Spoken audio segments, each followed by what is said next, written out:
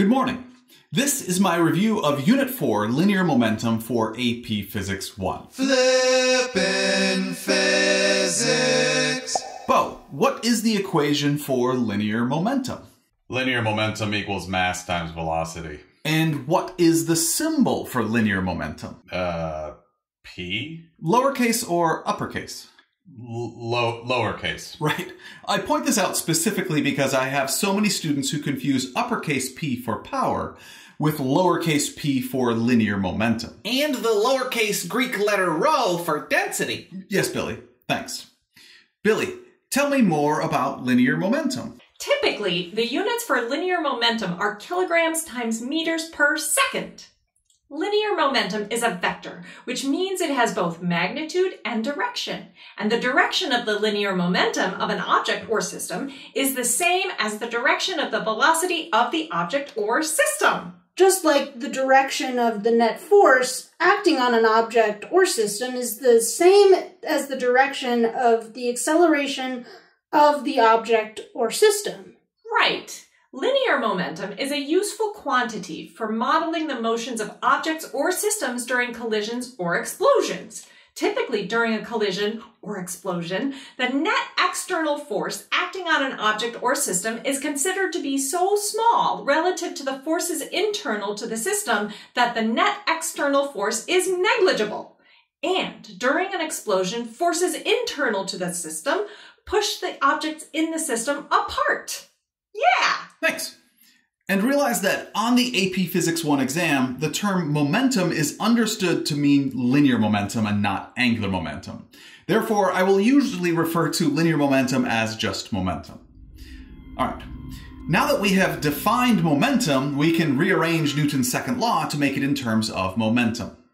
Net force equals mass times acceleration. Acceleration equals change in velocity over change in time. Change in velocity equals velocity final minus velocity initial. We can multiply through by mass. Mass times velocity is momentum. So we now have momentum final minus momentum initial in the numerator, which equals change in momentum. In other words, Newton's second law is also net force equals change in momentum over change in time. And realize this derivation does assume the mass of the system remains constant and that both force and acceleration in those equations are averages. Next up, impulse. Bobby, tell me everything you remember about impulse. Okay, the symbol for impulse is uppercase J. Impulse is equal to change in momentum of the object or system. Impulse is also equal to the average force of impact acting on the object or system during the collision times the change in time during the collision. We can show that those two are equal using the equation you just derived for Newton's second law in terms of momentum. We assume the average force of impact on the object during the collision is much, much larger than the rest of the forces acting on the object during the collision. Therefore, we can approximate that the net force acting on the object is the same as the average force of impact on the object during the collision. That assumption is called the impulse approximation. Multiply through by change in time, and you get that impulse equals the average force of impact times change in time, which also equals change in momentum. Impulse also equals the area under a force versus time curve. Where area above the time axis is positive and area below the time axis is negative. Right. And the units for impulse are Newton's seconds, which are the same as kilograms times meters per second because a Newton equals kilograms times meters per second squared. Impulse is a vector, so it has both magnitude and direction. And the direction of the impulse acting on an object or system is the same as the direction of the average force of impact acting on the object or system. And the impulse exerted by object 1 on object 2 is equal and opposite to the impulse exerted by object 2 on object 1. This is an extension of Newton's third law. For every force object 1 applies on object 2 applies an equal but opposite force on object 1. Because the change in time during the collision is the same for both objects, you could multiply the whole equation by change in time, and you get that the impulse exerted by object 1 on object 2 is equal and opposite to the impulse exerted by object 2 on object 1. Well done, y'all. That was amazing. Yeah. Yes. Thanks. We are. Now, I do have a few more things to say about impulse. First off, impulse is a useful quantity when it comes to collisions because sometimes we cannot control the impulse during a collision. However, we can adjust the change in time during the collision, which changes the average force of impact during the collision. One example I've used is a bike helmet. If you choose to not buckle your helmet while riding your bike, that helmet will most likely fall off your head when you fall off your bike. What happens then when you collide with the ground is that the change in time during the collision between your head and the ground will be quite small, causing the average force of impact between your skull and the ground to be quite large. On the other hand, if you choose to buckle your helmet while riding your bike, when you fall off your bike, you will have the aid of having the helmet between your skull and the ground during the collision. This will increase the change in time during the collision between your head and the ground and will decrease the average force of impact between your skull and the ground. Again, the impulse during both collisions will be roughly the same. However, by wearing a helmet, you are able to increase the change in time during the collision and decrease the force of impact during the collision, which reduces the chances of damaging your brain, which you need for normal functioning, and to do well on the AP Physics 1 exam. Speaking of doing well on the AP Physics 1 exam, I really suggest you invest in my AP Physics 1 Ultimate Review Packet. There is so much in there that will help you review and practice for the exam. Absolutely. Yeah. Yep. Link is in the description. Now, to be redundantly redundant. Yes. Again, redundantly redundant. Impulse, capital J, is equal to 3 different things. Change in momentum, average force of impact times change in time, and the area under the curve on a force versus time graph. And just like if A equals B, which equals C, then A equals B, B equals C, and A equals C.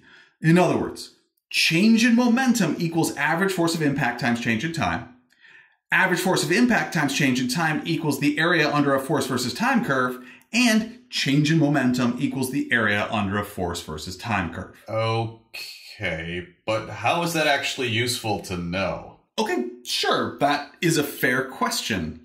How about this? What if you get a question that says, during a collision, a 0.2 kilogram ball experiences the force of impact described in the graph. If the initial velocity of the ball is 5 meters per second, what is the final velocity of the ball? Bo, do you see how what we just talked about would be helpful in solving this? Sure. Good. Please solve it. Okay. Impulse equals the area under the force versus time curve. And the shape of the area is a triangle, so the area equals 1/2 base times height, or 1/2 times 0.1 seconds times 100 newtons, or 5 newton seconds. And impulse also equals change in momentum, which equals momentum final minus momentum initial. And momentum equals mass times velocity. We can factor out mass and substitute in 0.2 kilograms for mass and 5 meters per second for initial velocity. Divide the whole equation by 0.2. 5 over 0.2 equals 25. And that means the final velocity of the ball equals 30 meters per second. Correct. And you were able to solve that using the fact that impulse equals both change in momentum and area under a force versus time curve. Yep. During collisions and explosions, the forces between objects in the system are internal to the system and are considered to be much larger than the net external force acting on the system. Therefore, the net external force on a system during collisions and explosions in this class is considered to be equal to 0. That means that during collisions and explosions, the momentum of the system remains constant because no momentum is added or removed from the system. The equation for the momentum of a system remaining constant during a collision or explosion is the sum of the initial momenta of the system equals the sum of the final momenta of the system. Realize that typically we do not need to define the initial and final conditions of the system when using this equation because the initial condition of the system is right before the collision or explosion and the final condition of the system is right after the collision or explosion. This is different than working with one of the mechanical energy equations where we absolutely need to define the initial and final conditions of the system. Billy, please derive an equation for the momentum of a system remaining constant during a collision or explosion. Absolutely. Well, we know the momentum of the system remains constant because the net external force acting on the system is equal to 0. That means we should start with Newton's second law in terms of momentum. The net force acting on the system equals the change in momentum of the system divided by the change in time during the collision or explosion. And that net force equals 0. If we multiply both sides by change in time cancels out from the left side, and anything times 0 is 0, so the right side of the equation is still 0. Delta means final minus initial. Therefore, the final momentum of the system equals the initial momentum of the system. Another way to say that is that if you add up each object's momentum in the system before the collision or explosion, which is the total initial momentum of the system, that is equal to adding up each object's momentum in the system after the collision or explosion, which is the total final momentum of the system. Thank you, Billy. Next. When a system has several objects, we can use the equation for center of mass of a system of particles to arrive at an equation for the velocity of the center of mass of a system of particles in terms of momentum. From the equation sheet, we can use the equation x center of mass equals the sum of mass of particle I times the x position of particle I, all divided by the sum of the mass of particle I, where I represents the number of particles in the system. We could replace x position with velocity in that equation, and we can replace mass times velocity with momentum. Hold up. How does the velocity of the center of mass of a system equal the sum of the initial momenta divided by the sum of the initial mass of the system? The I in that equation does not mean initial. It represents the number of particles in the system. Oh, that's confusing. Yes. Agreed. Sorry. If the net external force acting on a system with several objects in it is 0, then the change in momentum of the system is 0. That means the velocity of the center of mass of the system is constant. Or the system could be at rest. A velocity of 0, as long as it stays 0, is still a constant velocity. Oh, right. This assumes that, because momentum equals mass times velocity, the mass of the system remains constant. Also realize that if the net external force acting on a system with several objects in it is 0, and objects within the system collide with one another, the forces acting between the objects are internal to the system, and the velocity of the center of mass of the system still remains constant because the net external force acting on the system is still 0. And when the net external force on a system is non-zero, the linear momentum of the system does not remain constant because linear momentum is transferred between the system and the environment. And our last topic for this review is types of collisions. Class, please tell me everything you know about the different types of collisions. The two basic types of collisions are elastic and inelastic collisions. In an elastic collision, the total kinetic energy of the system before and after the collision remains the same. I mean, the individual kinetic energies of the particles in the system may change, however, the total kinetic energy of the system remains the same. However, in an inelastic collision, the total kinetic energy of the system decreases. In an inelastic collision, some of the initial kinetic energy of the system is converted via work done by non-conservative forces to other forms of energy such as internal energy of the system, thermal energy of the system, and sound. That makes the final kinetic energy of the system less than the initial kinetic energy of the system. What about perfectly inelastic collisions? Those are also a type of collision, right? Perfectly inelastic collisions are just inelastic collisions where the objects stick to one another right after the collision. Right. Also, most real-world collisions are inelastic collisions where the objects do not stick together. Kinetic energy does not remain the same, but linear momentum remains the same. Actually, linear momentum remains the same for both elastic and inelastic collisions. Yeah, and kinetic energy remains the same for elastic collisions. However, kinetic energy decreases during inelastic collisions. Right, that's what we just said. Right. Yep.